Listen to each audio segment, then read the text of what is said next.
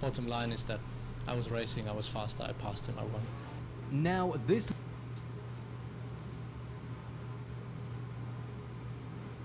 We can't watch a video on their rivalry then. What's going on, guys? It is JJ here, back with a new video, and today we're going to take a look, not for the first time, but this is more of an opinionated piece. Today we're going to take a look at how good Sebastian Vettel was in his prime. I saw him in the Top Gear video that we did today. Obviously Vettel he was a part of the Max Verstappen video that we did today, because these videos, they're recorded a day in advance, etc, etc.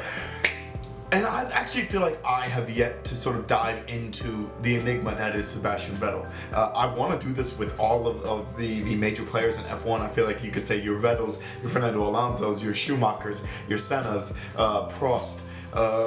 Who am I missing? Lewis Hamilton, you could throw him in there as well. Mick Hakkinen, Kimi Räikkönen. Guys, the fact that I even know all of those names,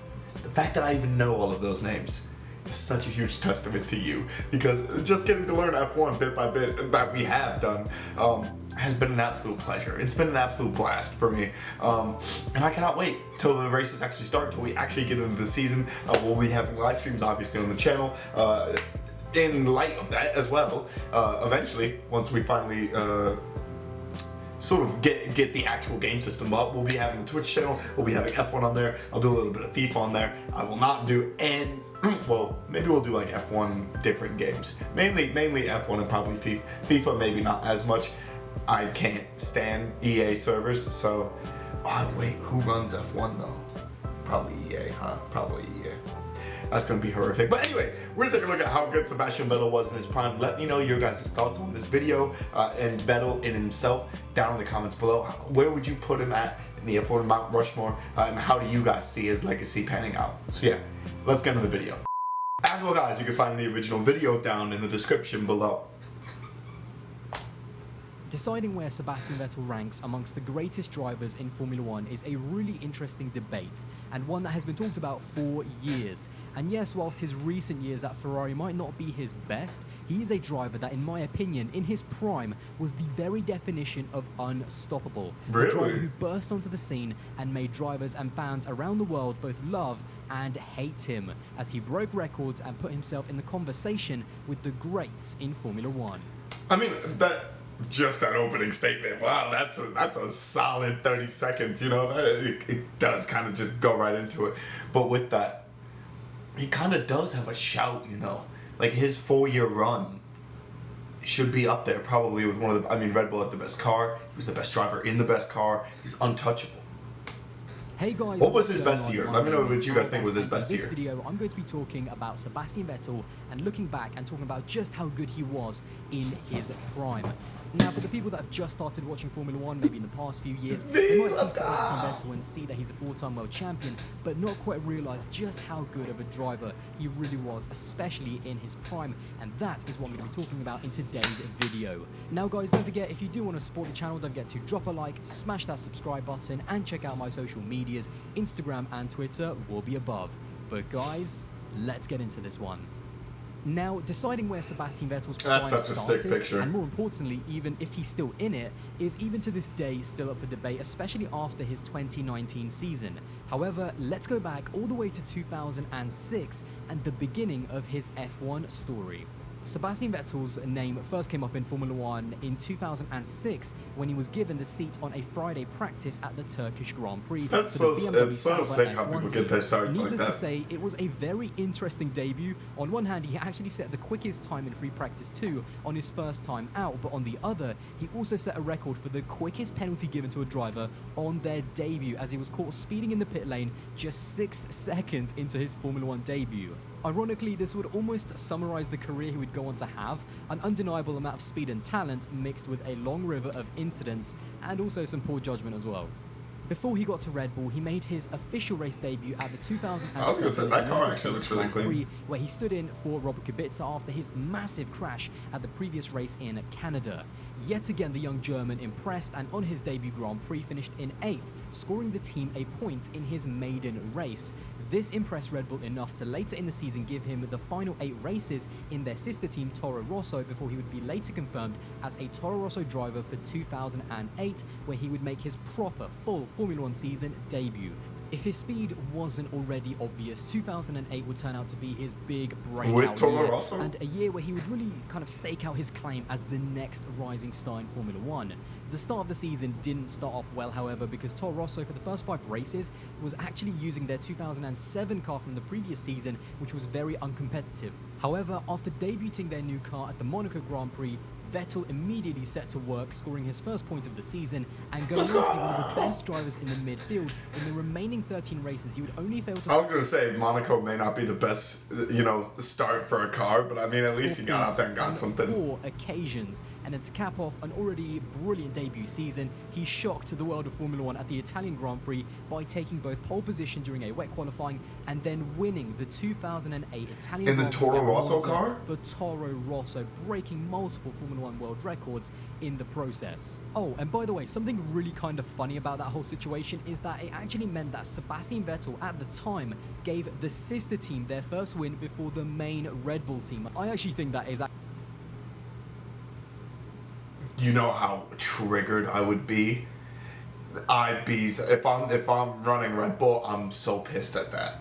I'm so pissed at it. But at the same, guys, I can see that sort of same thing happening now with George Russell, which it could have happened with the Belgium. Actually really was the Belgium Grand Prix this past year. Embarrassing for Red Bull, but nevertheless, a driver of Vettel's caliber wasn't going to be stuck in the midfield for much longer, as Red Bull announced that it would be their young German star who would partner Mark Webber for the 2009 season. Now, 2009 was the year where Vettel really established himself as a real frontrunner in Formula 1. Red Bull came out with a competitive car capable of winning races, but of course famously didn't start the season with the double diffuser that gave Brawn the early advantage and eventually the championship with Jenson Button. However, that year wasn't a complete write-off for Vettel, as he beat his more experienced teammate at the first time of asking and delivered Red Bull their first pole position and race win in China, and even towards the latter part of the season produced a title fight back to finish in 2nd place. Although this won't be a memorable year in Vettel's career, it was 2009 that saw him mature and grow in the spotlight. He made mistakes and had incidents, and in the end it was Jenson's experience and consistency that allowed him to hang on to that title. But where was Lewis Hamilton on this? Was the McLaren car just going downhill? Fight for a championship. The turn of the decade saw the beginning of Vettel's real prime. Everything came together for Seb as he would go on to dominate the next 4 years, winning 4 consecutive drivers' titles, 11, 12, 13, 14. 4 consecutive constructors' titles as well. By the time he was done winning championships at the end of 2013, the stats were truly ridiculous for Vettel. Between 2010 and 2013, Vettel won 44% of all races with 24 wins and took 52% of all pole positions as well with 40 pole.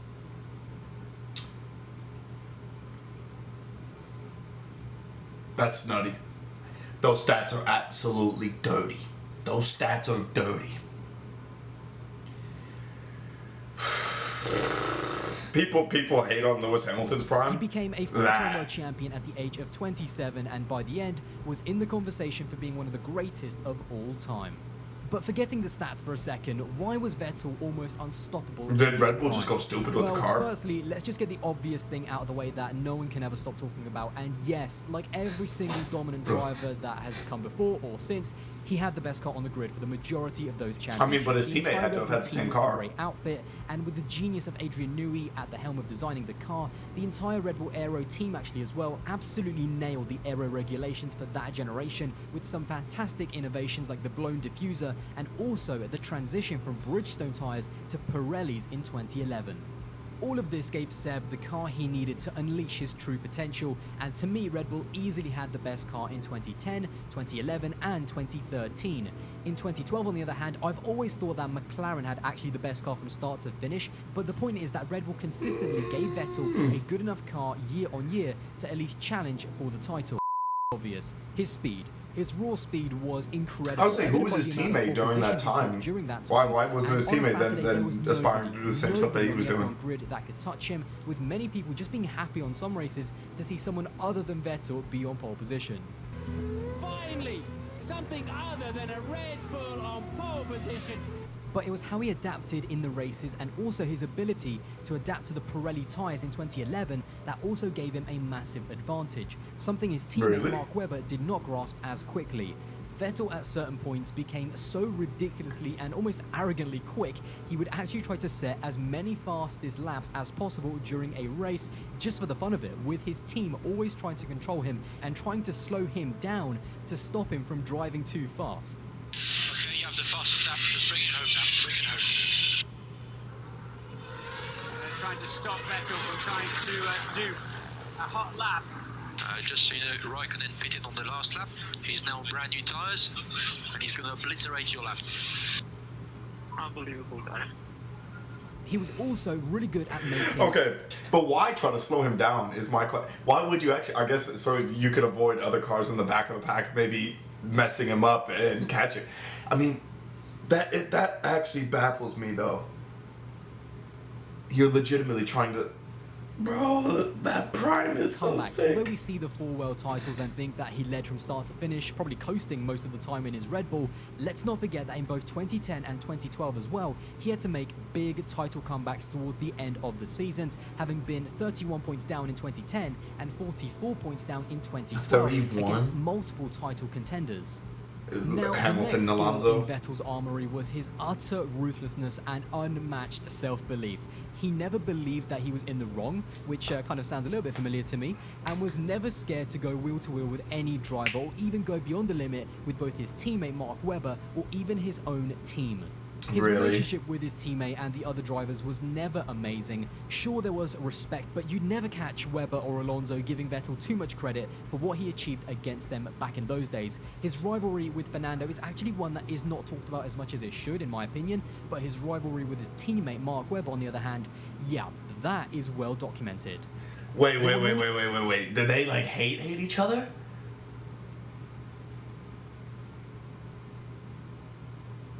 That's so sick, you know? That is so sick. Incidents between the two of them whilst they were both in Formula 1 dating back even to when Vettel was in Toro Rosso when he crashed into the back of Webber under the safety car in Japan of 2007.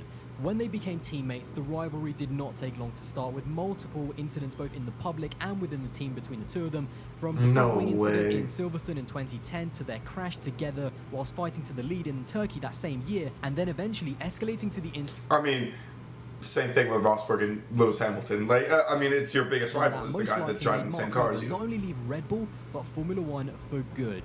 The 2013 Malaysia Multi-21 incident. Now, I'm sure lots of people are aware of the Multi-21 incident between the two of them. I'm not. But for those of you that were, during the Malaysian Grand Prix, with Webber leading and the team in a comfortable 1-2 position, Vettel was told over team radio by his race engineer to basically turn everything down and just follow Webber to the checkered flag and secure the team a comfortable 1-2. However, Vettel had other ideas. Defying team orders, he fought hard against Mark Webber in a brilliant wheel-to-wheel battle and overtook him to win the race, to the dismay of his teammates, his team, and everyone watching as well.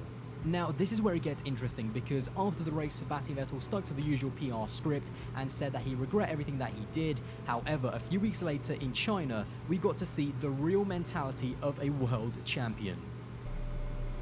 Had I understood the message, I would have thought about it and probably had done the same thing, because Mark doesn't deserve that. Bottom line is that I was racing, I was faster, I passed him, I won. Now, this...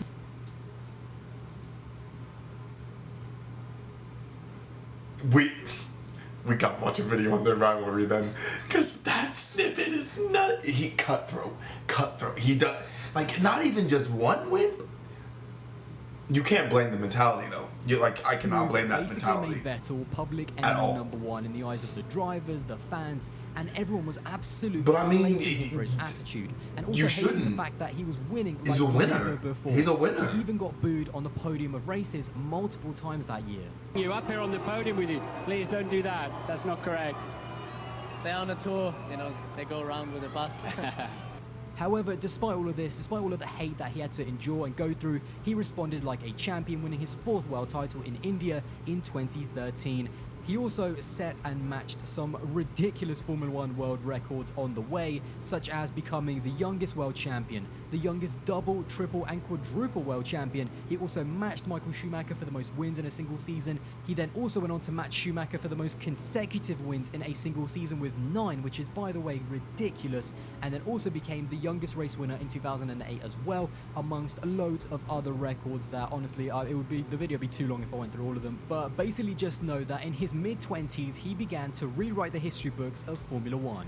Now, as has anyone even done that at since? the time, everyone, even people like Alonso, tried to belittle and diminish his achievements by saying that it was just the Adrian Newey Red Bull combination that had won Vettel the 4 world titles. As an example, listen carefully to what Martin Brundle said moments after Vettel had become a 4-time world champion. The 3 men really who have set their stall out and gone on to conquer the world in terms of Formula 1. Horner, Newey, Vettel.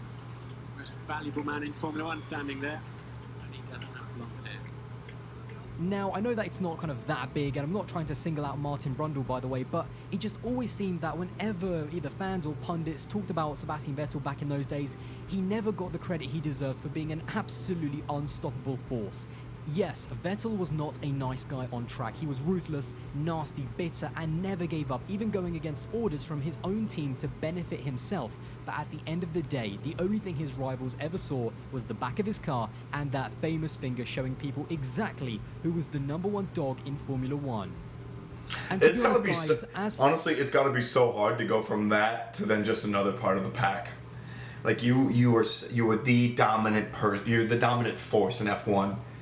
To then just drop off like that. Like, that's gotta hurt. For his character, from my point of view, nice guys in Formula 1 It's probably why he's become become such a nice guy, champions. I guess. And Sebastian Vettel, regardless of what you think of him, well, he became a 4-time world champion. So I suppose for me, there's just one last thing to talk about. Is Sebastian Vettel still in his prime?